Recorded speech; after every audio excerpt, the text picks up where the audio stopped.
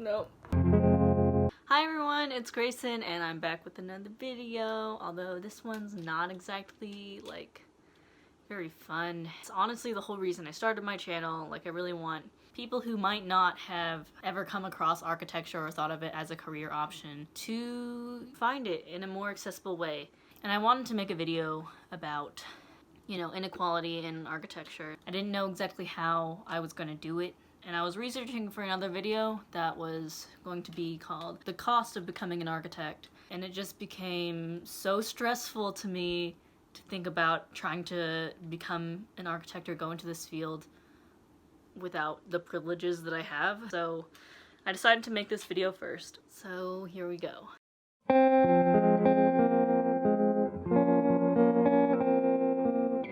Clipboard, so if I'm looking down, I'm sorry. It's clear when you walk into an architecture school or an architectural firm that it is a very privileged place. Every architect you learn about in school are all white dudes. Every book we read has been by a white dude. Most of the professors are white men, especially the upper level ones, like the tenured professors. A lot of them are white men. Like all the star professors and the ones with all the awards and the ones everyone talks about, they're all white men. And then most of the principals at all the firms are white dudes as well. This is just coming from my own experience, and I have worked at exclusively large firms, so that might contribute to that because they would have had to been started a while ago. Even though things are moving towards more diversity, in the past they were like super white and male. Like, I knew that it was a thing, that our industry is super privileged, but experiencing it firsthand in a firm was like really weird. Everyone was super nice and encouraging to me, but it still felt like I was in somebody else's world because every person that I was supposed to look up to was nothing like myself. So yeah. Just as a disclaimer, I am not a history expert. I've taken a handful of history classes, art history, architectural history classes, but I'm definitely far from an expert. Most of these facts I just pulled from Google. So the main architecture school, the École des Beaux-Arts in Paris, France, was established in 1648. They didn't start admitting women until 1897, so white dudes had like a 200-year head start, which is ironic because the first actual architect, capital A architect, is Imhotep, which was an Egyptian. He is credited with designing the step pyramids, and he would have been black. The first architecture school established in the US was MIT in 1868. Paul Williams was the first black architect in America, and he graduated in 1921. So yet again another 50-year head start for white guys. But in general, another thing to think about, architecture is expensive. It always has been expensive, and it still is expensive, which means that architecture is mostly controlled and run by money and power, which has historically been in the hands of white men for a really long time. Before any of these established architecture schools were even a thing, architecture was really just rich dudes being like, I want a cool house, or a tomb, or a place to hold gatherings. And they would have, you know, tons of money and political power and slaves, and it's never been a very democratic industry by any means. And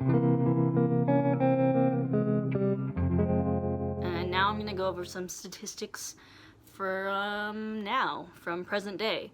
I'll put links to all the data below. Most of this data is taken from the AIA or NCARB, and some more architectural associations that have more letters in them, but I tried to pull all primary sources from the past at least like 2 or 3 years. So 46% of AXP participants and 35% of ARE participants identify as racial minorities. So this means that about 30 to 40% of people who are in the process of getting licensure identify as racial minorities. However, only 20% of new licenses are issued to racial minorities. This could be due to a couple of reasons. There's probably always a small discrepancy between the amount of people who are trying to get a license and then who actually get up a license. And also, you could say that the field is growing in terms of diversity, and in the future, you know, those numbers will be more even.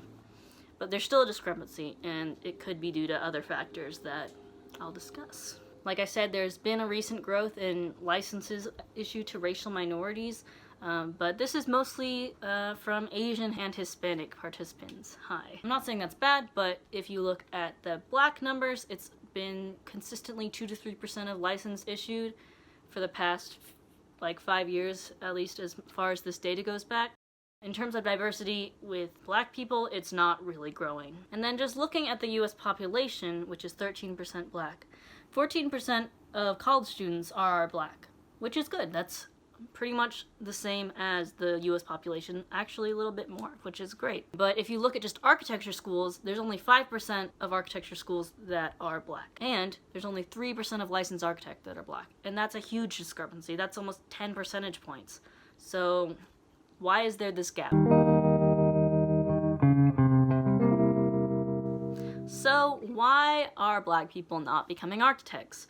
One of the reasons is there's a lack of role models. And in a survey by the AIA, there were 437 minority principals and 8 minority professors. But if you compare that to their white counterparts, there were 1,970 white principals and 78 white professors. So there was 450% more white principals than black principals, and there is 975% more white professors than black professors. Like, this is just from one study. Like, that's crazy. Like, that's bad. Another reason is because black architects feel like they are less encouraged to develop professionally. They're less likely to get hired, and they're less likely to be promoted than their white counterparts.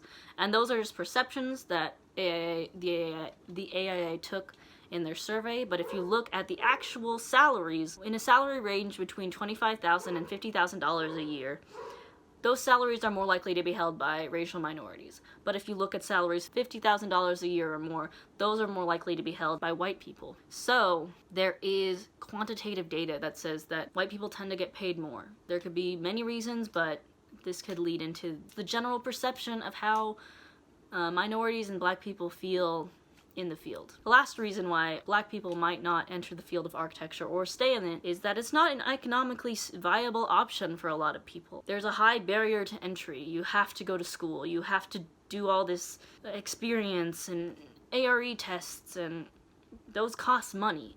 And I'm gonna break it down in another clip. I'm just gonna go through this spreadsheet because I love spreadsheets. Okay, the real cost of architecture. And this is like the best case scenario or the worst case scenario, depending on how you look at it. Like, this is gonna say you take the cheapest option and you're really frugal, like you don't do any special fancy things, but also at the same time, you don't have any help from like your parents or scholarships or financial aid other than a loan. So first up, we got tuition. The cheapest way to get through architecture school is to go to an in-state public school for a 5-year bachelor. It comes to a yearly cost of $10,184 for 5 years, which adds up to $50,920.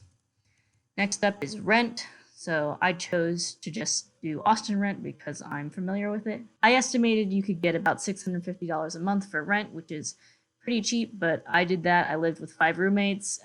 It wasn't the best, but it was fine. It was a place to live. So that comes to a cost of $10,800 a year for 5 years, which is another $54,000. First year supplies for architecture. The first semester you'll probably have to buy a $1,000 kit, and then the second semester is probably only going to be $100 just for materials and stuff. And then the following 4 years is probably about $200 each year for materials and plotting and stuff like that. You're also probably going to have to buy a laptop if you don't have one that is good enough to handle all the architectural softwares. One I got was $2,000. You can probably search around for that. I'm not a super tech expert, but I know they can definitely get way more expensive than this, and you can probably find something way cheaper that might not be as good. You're gonna need Adobe, at least Photoshop, Illustrator, InDesign. Those are the ones people use. I literally just looked up these Adobe rates. So for the first year, for the student license, it's $20 a month. Every year after that is $30 a month. Every architecture student that I've talked to all uses Rhino. Thankfully, it's only a one-time purchase. This is the student price of $195. And then NCARB, which is the organization where you can log your experience hours and register to take your ARE tests, which is how you get licensed. The first year you register, registration fee is $100, and then every year after that is $85. I'm going to make an assumption that you can do it in 6 years, which again, I don't know if that's super possible. I'm assuming the scenario is that you're really on top of your game. You're going to get it done in 6 years. And then the ARE tests you have to take, those are required tests to become licensed. They're $235 each. There's 6 of them, and if you have to retake any of them, it's another $235. But like I said, I'm going to assume that you are really on top of your game and you pass every one on your first try. And then finally, to get licensed, you have to register for it. That's $1,100. And then every year after that, to maintain it, it's $225. But by this point, this is where I stop because you are now licensed and you're an architect. This comes to a grand total of $113,730, which is crazy. I'm going to go down here. I have an example monthly budget. So if you took out a federal subsidized student loan that wouldn't start accruing interest until you got out of school. So if you want to pay that off by 35, which is in 12 years, this is the actual federal interest rate right now.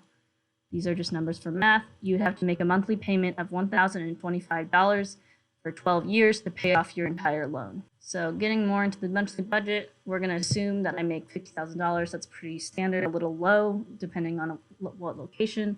Federal income tax, I calculated.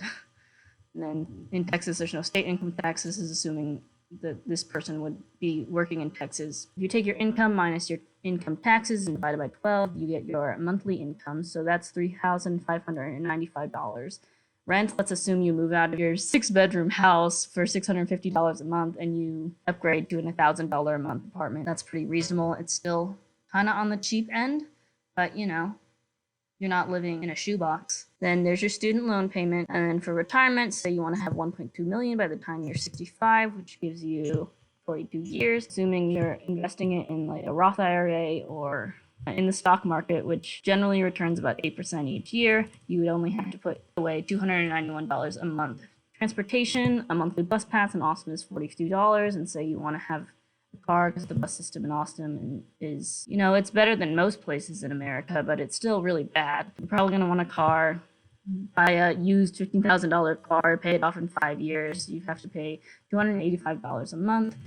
Plus, I'm going to say I spend $15 a week in gas, which comes to a car and gas payment of $345 a month.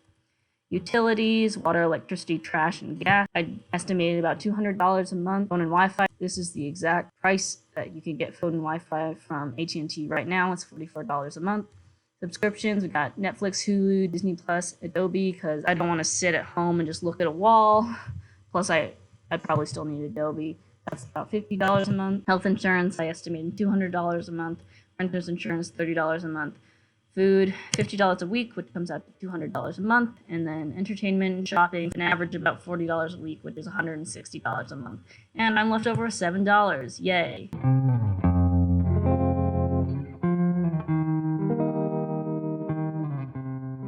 But in general, it's not a very lucrative option for a career. Architecture is filled with bureaucratic bullshit, and most of this is rooted in centuries of white male privilege. Honestly, it's a shitty option for black people if you just look at the numbers. It's going to be very difficult to improve your socioeconomic standing through architecture. Just go be a coder and make loads of money. That said, I think we still need to encourage black people to enter the field of architecture. We need black architects. The field suffers tremendously from a lack of black architects and unique designers of different backgrounds. So here's a very simplified example. If there's a predominantly black community and a company wants to move their headquarters there, therefore bringing along more jobs, more people, raising the rates of rent, and pushing local businesses out, who do you think is better qualified to design that building, that public space? It's really not a question of if it should be done in the first place, because let's be honest, we live in a capitalist society. If you say no to a project, someone down the road will definitely say yes, and it will be done. As an architect, you can't control that, but if you design it, you have the control to do it right. Hopefully. Would you rather have another old white principal, or even someone like myself who is a person of color and a woman, but who has benefited my whole life from white privilege, or would you rather have a fellow black person who has a better understanding of how you could add economic development to an area without destroying the community and culture who's already there, who has a stronger empathy for people in that situation. This is a question you have to think about a lot as a designer, and there are kinds of projects that I do not feel qualified to do because I do not have the cultural background to do it justice. And I think more architects should think like this. If you want to do what is best for society and people, then you should have the same answer. There are plenty of other projects in the world for you to do. Don't freak out. If you're a Black person and you're up to the challenge of architecture, it's hard for everyone. It's going to be harder for you. I'm sorry about that. I can only try to change the atmosphere that we're in, but it's going to take a lot of little changes and little actions from hundreds and thousands of people across the globe to change systemic racism. It can't happen overnight. But if you're up to the challenge, I strongly encourage you to do it because we need you. We desperately need you. I want to work with you and I want to help you create a better future.